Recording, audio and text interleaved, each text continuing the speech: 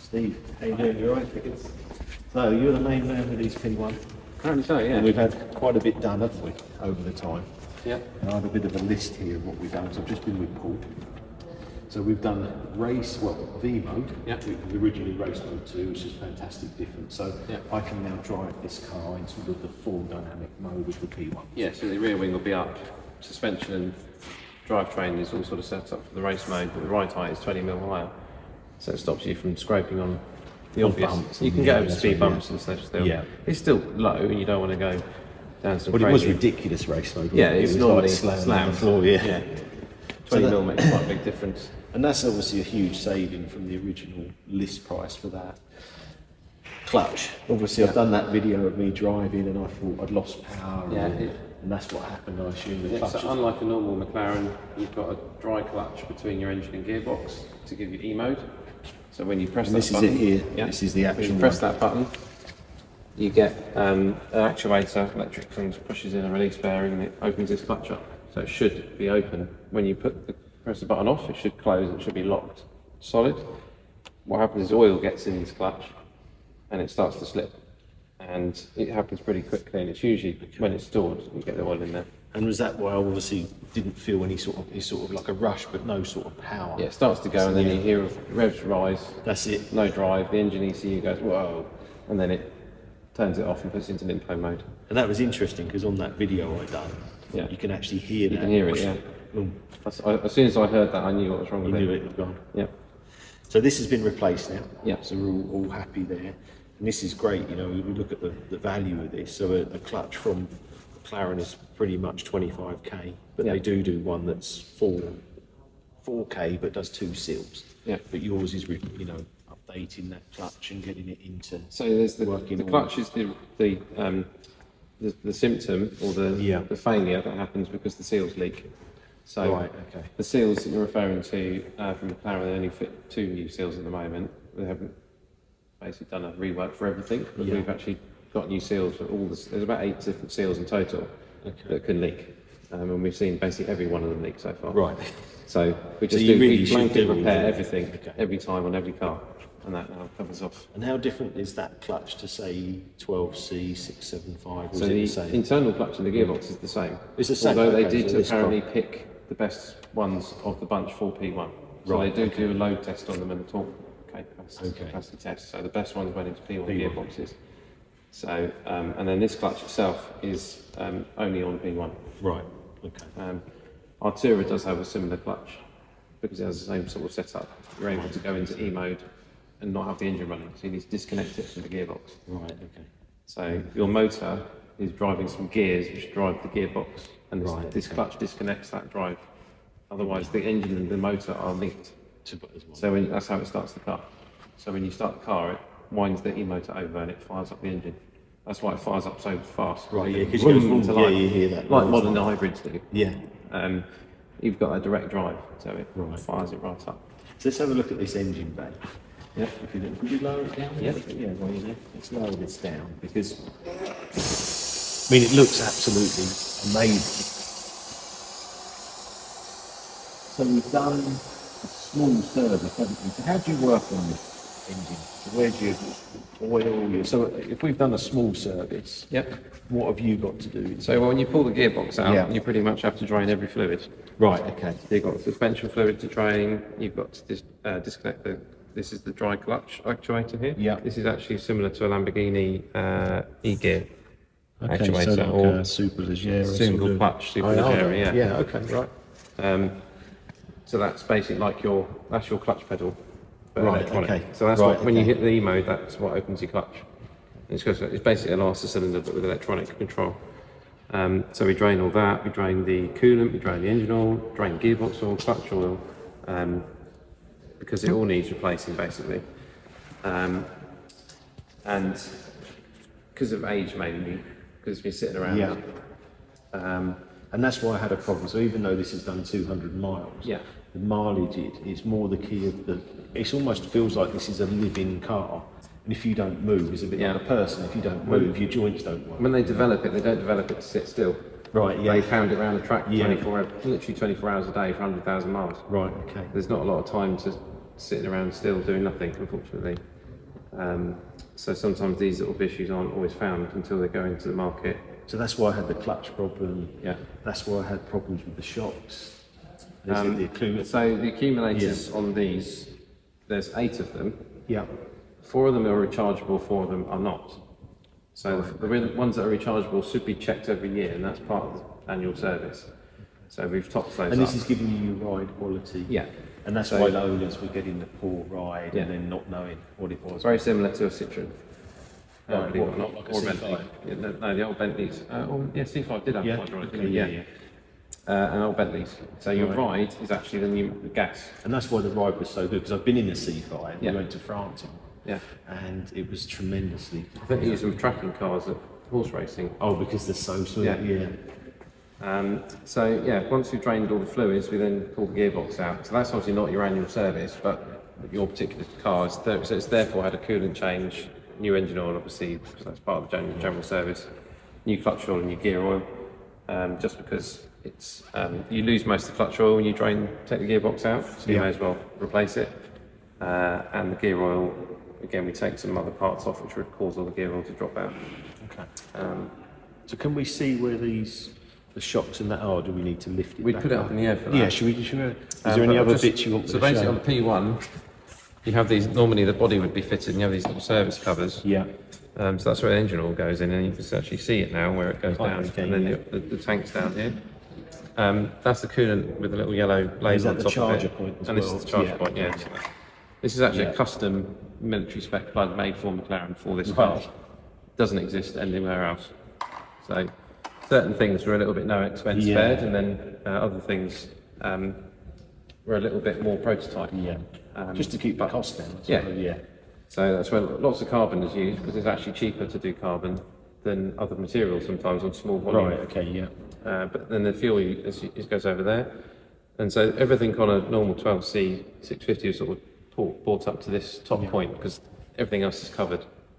The noise you hear on a P1 is this. Right. Okay. Because this is all made of metal. When it locks, these get locked so they don't flap up, because the aerodynamics will suck those up. Yeah. So that's why that loud noise is when you start at the P1. It's because all this is made of metals, because it gets really hot under here. And you said to me something about there being like a noise generation through the cabin, which was really loud for me, wasn't it? When I first got it, and you said there was a problem. So P1 was the first McLaren to have ESG, exhaust sound generator. The 12C had ISG, intake sound generator, which is that unit just over here. So this is actually another throttle body that opens and closes depending on the mode. Right. And on the 12C it used to be configurable. You could have track mode noise in normal mode, and you could have normal noise in track mode if you wanted to. And that little thing is like a passive speaker, so it just vibrates to the noise of the intake. So where does the noise? And that then, if you follow that pipe round on that side. So it's coming from this pipe. Yeah. So this is that comes off here. Yeah. And then it actually joins there, goes across to the other side and into the cabin. And there's a little grill in the roof. And that's where that noise comes in. That's where it's giving the noise. The small grill is the ISG. And So then what the big grill. happened to mine? 'Cause it was so loud. So on your one, there are plastic speakers, we could call them. They're plastic radiators, basically. It's just a diaphragm without any voice coil, vibrating to the sound of the exhaust. So that's why I was But saying they it's the become loudest car I've ever been in. debonded. So that plastic thing that should be in the car was rattling around inside the cabin. So it was the exhaust noise rattling the plastic, which is why it's so noisy. And that's why I was saying It should it's be the loudest noisy, car, because you're literally listening to the Yeah, exhaust. to the exhaust, yeah. Because when you hear all the pops and bangs on the overrun, it's literally coming straight up this pipe into the cabin. Right. But you shouldn't hear the rattling sound, which is what you had. So we bonded those back in again, and put the grill back on. So that's everything on the top side of things, really. Second major service, normally you leave the clam on with the annual service, but we take the clam off for the major service, and that's when we change air filters, which go up inside the air cabin filters here. are there? That's the back of the air filter. You can actually put your hand down inside the snorkel and get your hand on the. If you've got long, skinny arms, you can actually reach the air filter through there. Right. It's actually got sound deadening in there as well too, so it'd be really loud. Right, yeah. So it's actually got sound loud, deadening and water drains too. So the water can go down that scoop and it drains out through these pipes here, and it drains out through here. I must say this looks immaculate, this engine. So this is your this drains water from the air boxes and from up Right, here as well. okay. So if you overfill the coolant, it just drains down there. And likewise, if you splash fuel everywhere, the idea is it's all sealed in this area. It shouldn't make its way into the hot engine bay, so it should go down that drain. There's a little warning on the floor. You must fit these back in. Right, okay. Because it's a safety connection. It needs to go out under the car. Otherwise it's not going. The vapors can get into the engine bay. Why is this like a sort of goldy colour? So these are the stainless heat shields. Right, And okay. they've got like a fibre filled internal section. I wouldn't say you can touch them when it's hot, but they're incredible how much radiant heat is kept inside. In there because of that, yeah. This is obviously the Inconel. I think some of it's Inconel and some of it's titanium, this exhaust. And this is why it goes this colour as Yeah. well, the hotter and that it gets. And so there's a secondary cat inside this lump. That's Yeah. why it bulges out so much. And then the primary cat is right down on the turbo. So 2 cats in this. Yeah. And this is sometimes in gold, is that right? Yeah. It was a £20,000 option, I think, Right, okay. back when they were ordering the car. But this looks sort of goldy anyway, Yeah, doesn't it? it's just you what don't know if you stainless steel really does need when it it, gets really hot. We've got a client actually with a 675 that he wants this ceramic coated. Right, okay. And this done as well, because it's sort of cheaper than the actual gold, and it actually will last longer. Right. We've seen corrosion from the rust Have you on the gold? on the gold. It gets in past the gold. Because And you can actually, I think, see a bit of this, but I don't see much of that actually when you're looking at the back of the car, you kind of see You the see heat the shields. bit, Yeah, yeah, okay. that's kind of the best view for them because Yeah. a lot of it's covered up on this car, so it's actually not that visible. No, that's great. Okay, shall we raise it up a stick bit? it up quickly. Yeah, let's have a look. So let's just raise it up and then we'll come back to the accumulators. Right, Steve, let's have a look under the car because Yeah. it looks incredible to me, the engineering, but there's so much here. I need you to go through it, really. Yeah, I had a Chinook mechanic in the other day. He was saying it looked impressive. Yeah, a lot going on P1. It's different to 12C. So obviously at the time they were developing this with 12C. Main things to notice are these lovely carbon fibre accumulators. So these are carbon. They're carbon wrapped aluminium. If you made them Right, straight okay. aluminium, they'd be too thick and heavy. So they're trying to keep the weight down on this car because there's lots of extra weight being added by the hybrid system.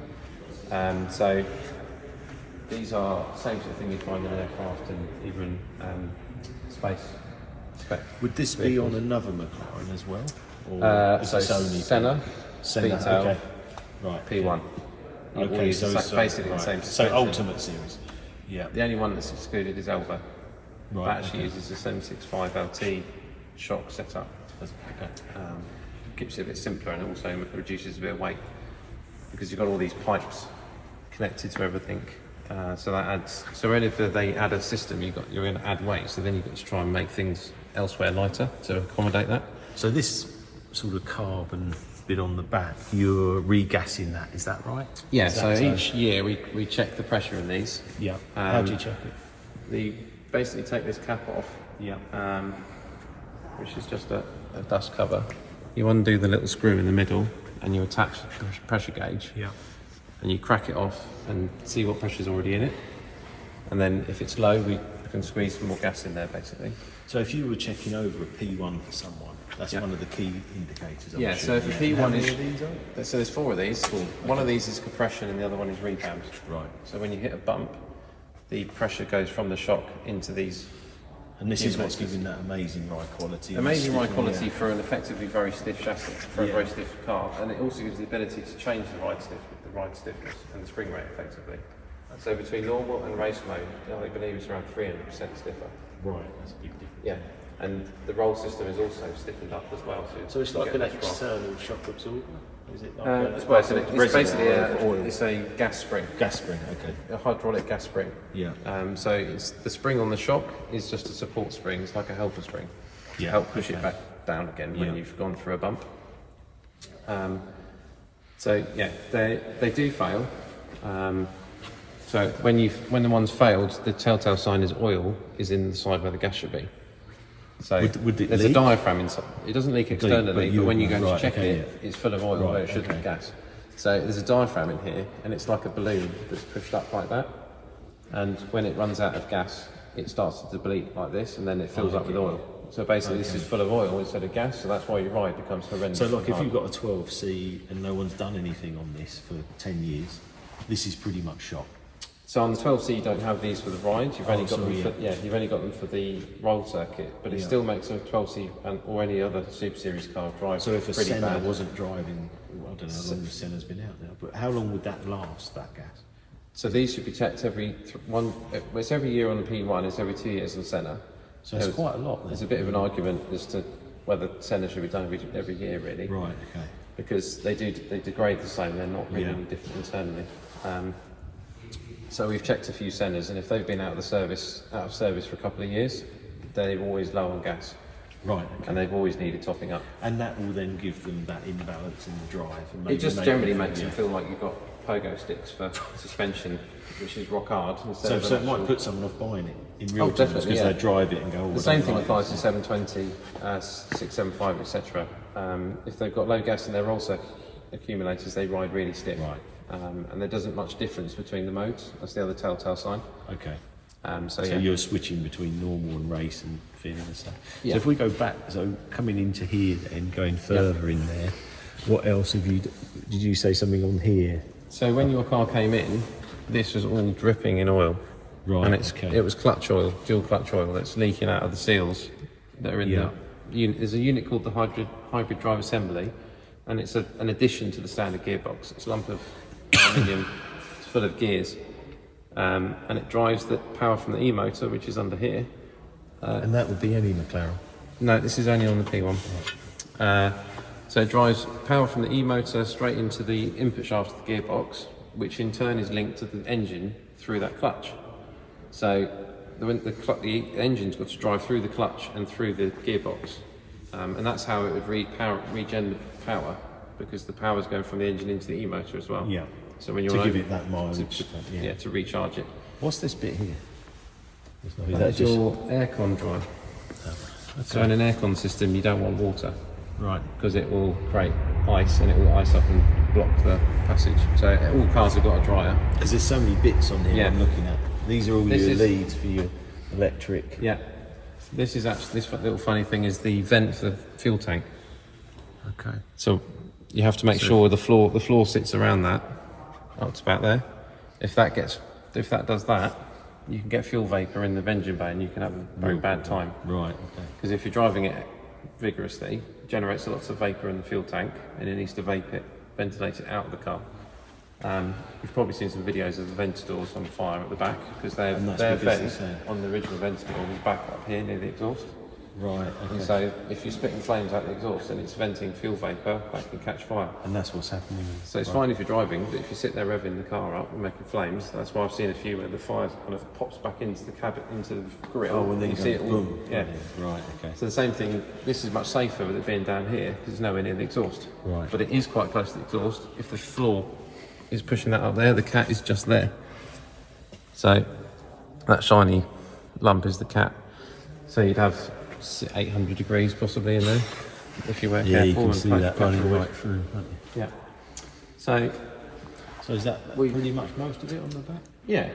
The other one thing on the P1 that's different again is it's got a hydraulic wing assembly with its own accumulator. Oh, another accumulator. This is the pump. So it's a bit like a and that's what you hear system. it going. Yeah, that's the whiny noise when the aero's working. This pump is like you'd find on a it's like what you find on a convertible roof. So it makes a similar noise to a convertible roof. Like that whirring. Like on old hydraulic roofs, like on the McLaren old Super Series cars. So that pump generates pressure, goes into the accumulator, and then there's a valve block that controls all the wing motion. It's very much like very much like a hydraulic system on a plane, just miniaturised, which is quite useful.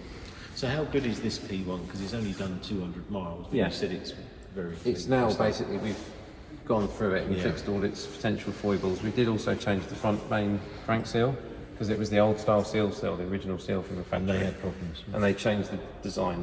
It went from a kind of motorsport style seal to a road car kind of seal with a spring that has preload in the spring to keep the seal tight on the crank so it doesn't leak when it's stationary. Absolutely fine when you're using it. Yeah. Again, it's down to that development process of just pounding cars around tracks and never leak. Leave it stored for years and they leak. So there was quite a lot of engine oil as well dripping out of the car too. And while we're in there, we did the rear crank seal too, because there was a little bit of weeping from that. No, that's brilliant. They're all the, while you're in there, kind of jobs, because they're relatively cheap parts, and they're quite difficult to get to again if you haven't take the gearbox back out. So. Okay, well I've got one more question for you, so what I think we'll do, let's get it back down and I'll give you one more question. Yeah. Okay. So you've got a P1 shock here, Steve, Yes, so talk us through it. Here's one I prepared earlier, Steve. Okay.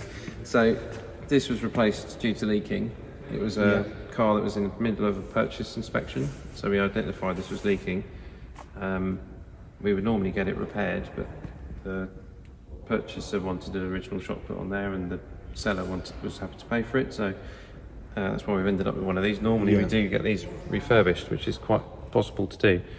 So it's a bit like a monotube shock, so it's got a very wide piston underneath that on that cover, and that's where it generally leaks from. You can see this wet area here. Yeah. So this is what's different. This is all 12C up this end. This is your roll circuit connections. Yeah. So when you hit bumps, also when you go around corners, the opposite point is connected to the other side, so that the oil pushes the shock up and works like a roll bar. Yeah. This is the difference here. So when you hit a bump, oil gets pushed out of these ports, and they link up to those accumulators we were looking at earlier. And that's what a 12C wouldn't have. Yeah, this is the bit that's unique, and this is called K damper. So it's Okay. kinetic. It's able to adjust its ride height and its stiffness. So that's it. Also changes the ride height by moving oil from this end to that end, or vice versa. So the spring is not really a road spring, because it's quite weedy. Yeah, it looks very small. Yeah, it's basically just a helper spring to help push the shock back out in its damper stroke. So if you depressurise a P1 fully, it will just sit on its bump stop. Because when I look at Porsches, they have helper springs, but they're very small. Yeah. Here, just to... So this basically just is, it wouldn't hold the car's weight. Yeah. It would just collapse completely, and the car sits on its bump stop. It looks really cool because the tyre is right up in the arch, but it doesn't go anywhere. Yeah. You wouldn't want to drive it like that. So when we do the calibration, because we calibrate the ride sensors to the ECU, so the car knows what voltage and what is what ride height. So we go through all that as well on a big service to make sure the car's riding at the right ride height, because things can get knocked and go out of calibration.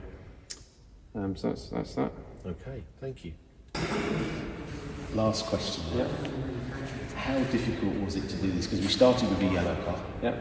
And we went to this K purple. I know you've got a bit of stuff on that on the paint as well, haven't you? Because it was a... So originally we waited for the original body to come for the original car that we took his body from. We needed to get his body to swap back onto his car first, which is also yellow. So that was firstly confusing. So at one point I had 2 yellow complete bodies and a purple body all over the place, which was fun. The most difficult bit is probably the doors, because you've got to strip them, and the little carbon trim around the door and all the seals, they all have to come off because they're not part of the kit. So when they use those, when they do the carbon swap, they don't put new bits on, they reuse them. So that probably took the most time, fiddling around with all that and trying to get it just right so everything sticks on. We've got to try and reuse some glue, redo the glue and some double-sided tape, because a lot of it's just double-sided taped on. How many panels? 5? So you've got the front clam bonnet, that comes one piece, you've got the bumper, main doors, and rear clam, rear wing. That's the major bits. There's lots of little extra bits like the filling plates for the rear wing and stuff. So when everything got here, we had 2 cars, an extra body.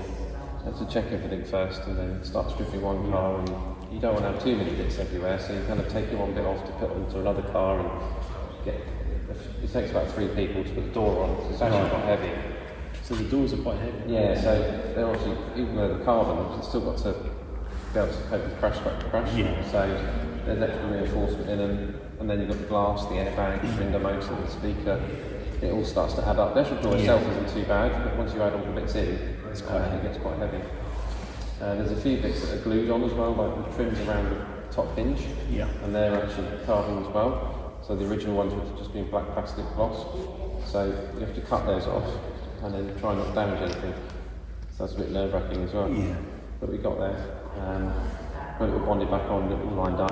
So I think because we've kind of used this car for a few different events this year, there were a couple of little bits and bobs we had to do, back wasn't on. there? Yeah, we just tried to finish the first one.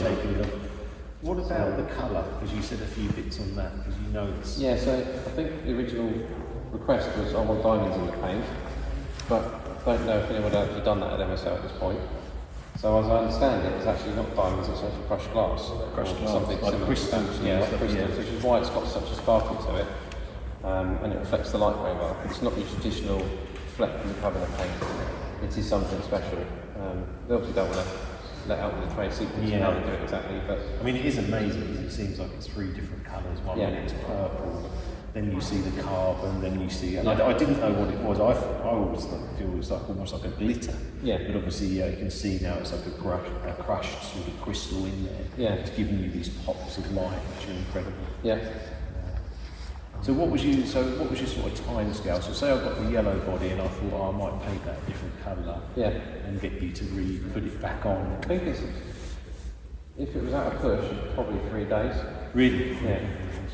But it's not 3 solid days, there's going to be some jiggery pokery going on, basically trying to it's get the logistics, bits, I know, working out, having 2 cars and 2 ramps as well. Yeah, and trying to go you need between on the ramp at some points to do certain bits, Yeah. and then sometimes you don't need on the ramp.